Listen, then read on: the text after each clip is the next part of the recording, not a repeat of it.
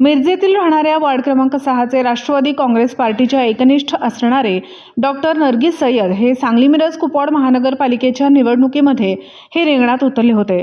सय्यद यांचे थोडक्यात मताधिक्याने पराभव झाला असून हे गेल्या 5 ते 6 वर्षापासून भागातील चांगले सामाजिक कार्य केले आहे।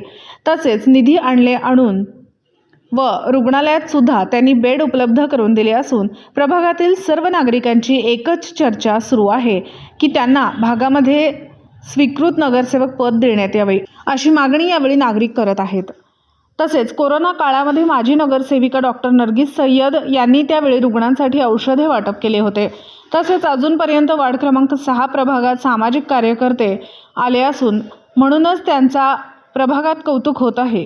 यामुळे त्यांना स्वीकृत नगरसेवक पद मिळावे हे नक्कीच गरजेचे आहे।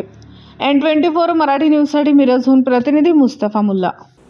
दिवसभरातील घडामोडींचा आढावा घेण्यासाठी पाहत रहा N24 मराठी न्यूज चॅनल।